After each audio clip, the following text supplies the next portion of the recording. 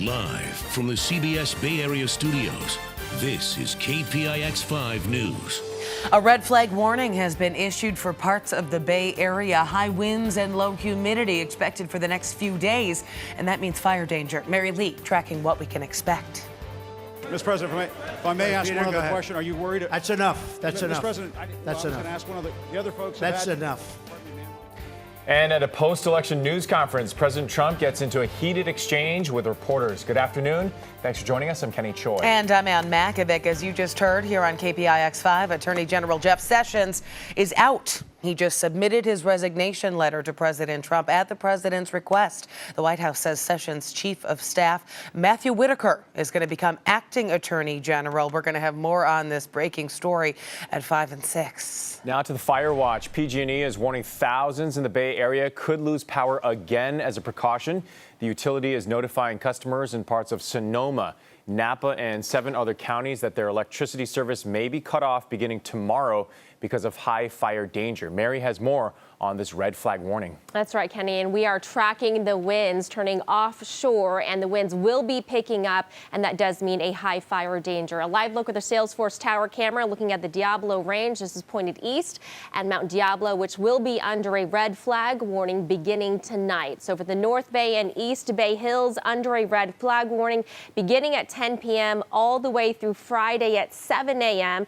Gusts up to 60 miles per hour for the highest peak. So we're talking elevations above 1,000 feet, very low relative humidity values. Now, right now, the winds are on the light side, but as we go through tonight, we are going to see the winds pick up. So futurecast wind gusts taking you through here and stopping the clock. Here we are at 10 p.m. and you can see the winds, those strong winds. We'll see the strongest winds, though, as we go through tomorrow at 7 a.m. And those purple colors indicating wind gusts higher than 50 miles per hour there. So tomorrow does look like we will see the strongest offshore northeasterly winds, and that does mean critical fire weather conditions. We'll talk about what you can expect as we head through the rest of the work week into the weekend and how long this ridge of high pressure will stick around for us coming up. Ann?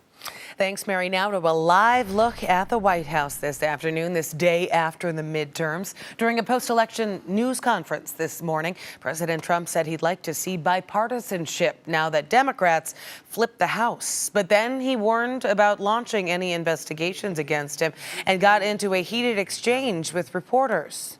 I think you should let me run the country. You run CNN. All right. And if you did it well, your ratings Let would me be ask, much better. if I may ask one other question, Mr. President, if I may ask Peter, one go other ahead. question, are you worried? That's enough. That's Mr. enough. President, That's I was going enough. to ask one of the other folks. That's enough. Pardon me, ma'am. Mr.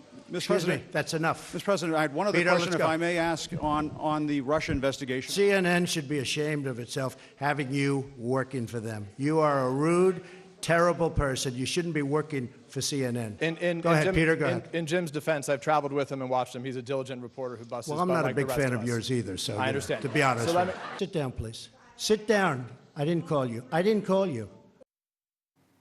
This morning, President Trump also expressed support for Representative Nancy Pelosi as Speaker of the House. And shortly after today's press conference, Pelosi then made her own remarks. Biggest winner yesterday was the health care for American people, for our seniors and hardworking American families. Health care was on the ballot, and health care won. The Democrats are regaining control of the House for the first time in 8 years. Nicole Killian tells us that that's setting the stage for a power struggle on Capitol Hill that is likely to play out over the next 2 years.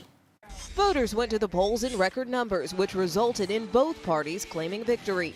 Democrats won enough seats to retake control of the House of Representatives, while Republicans expanded their hold in the Senate. The American people have given us divided government, which they've given us most of the time since World War II. They seem to like divided government. And I think the message is figure out what you can do together and do it. President Trump was said to be ecstatic while watching the results. He campaigned hard in many of the states where Republicans held on to their Senate seats. We saw the candidates that I supported achieve tremendous success last night. This morning, he tweeted, "Those that worked with me in this incredible midterm election, embracing certain policies and principles, did very well. Those that did not, say goodbye." Mike Kaufman. Too bad, Mike. Mia Love gave me no love. And she lost. Yesterday's vote means battle lines have been drawn as Democrats in the House have now won the power to issue subpoenas. That will likely breathe new life into the House investigation of collusion between the Trump campaign and the Russians, and they're likely to go after the president's tax returns. Nicole Killian, CBS News, Capitol Hill. Here in California, Gavin Newsom is now California's governor-elect. Newsom defeated Republican businessman John Cox 59 to 41%. The lieutenant governor will replace the termed-out Jerry Brown as the governor in January, and this is the first time since 1887 that a Democratic governor has been succeeded by another Democrat in California. California Senator Dianne Feinstein is celebrating victory. She defeated her opponent, Kevin De Leon, 54 to 46%. California voters shot down Prop 6, the repeal of the gas tax increase. That tax generates about $5 billion a year to fund road improvement projects and transportation funding. Voters also rejected a rent control proposition. Prop 10 would have repealed a state law that restricts local government's use of rent control. That fell by a margin of 60 to 40%. But voters did pass Prop 7. That would allow California to consider staying on daylight saving time all year round. But that still needs a 2/3 vote from the state legislature and approval from Congress before it would take effect. In San Francisco, voters passed a measure to tax some of the city's biggest companies to address the homelessness crisis. Prop C passed with about 60% of the vote. The city estimates that the measure will add $250 to $300 million a year to the homeless services budget. San Francisco Mayor London Breed opposed the measure, and we caught up with her this morning and asked her about the results. It's clear that the voters have spoken, and there is no doubt that we all want to address this issue. You know, we all want to see more funding happen for helping people who sadly are struggling on our streets. But we also have to remember it's also about identifying locations, identifying and going through the process to make sure that we're able to provide the capacity to meet the need. Prop C required a simple majority to pass. Opponents are likely to challenge that in court. They say that it should have needed 2/3 of the vote, which California law requires for some local tax increases. Oakland Mayor Libby Schaaf has won a second term. She dominated a large field of challengers by carrying 56% of the vote. Schaaf says she will spend the first few hours of her second term tackling the city's homeless and illegal dumping issues. Santa Clara County is still days away from being able to report final voter participation numbers. KPIX5 reporter Jackie Ward tells us so far an estimated 52% of ballots have been counted, but a lack of technology is making this process a slow one. Ballot counters here worked through the night, counting hundreds of thousands of ballots, and there are still hundreds of thousands left to count. Ballots from across the county came to this building to be sorted. But this is hopefully the last election where that's the case. Santa Clara County is working on getting new technology in place by 2020 that would help ease the burden of these workers. We are in an RFP process. We're glad to report for a new voting system that will include new voting machines, new tabulation equipment, new ballot-on-demand printers, and the introduction of electronic poll books. Even prior to Election Day, the Registrar of Voters knew the task at hand was going to be challenging. With a record-breaking number of early voters at more than 250,000, Santa Clara County is expecting a 60 to 70% overall voter turnout. We certify by December 6th. It is our goal to hope that we have all of the tallying done by November 21st. Local election officials are hopeful that they will meet their projection numbers, in part because of yesterday's long lines that stretched out the door and lasted for hours. Yet people in line remained committed. My ancestors, I'm African American, clearly, and they went through hell trying to get this right for me. So it's important for me to vote every single election because of all the hell that my ancestors went through. I was sitting at home at 7:15 and I felt it was my civic duty to come out and vote. So I called and they said as long as I was in line by 8 o'clock, I could get in. The last ballot wasn't handed out until just before 11 o'clock last night.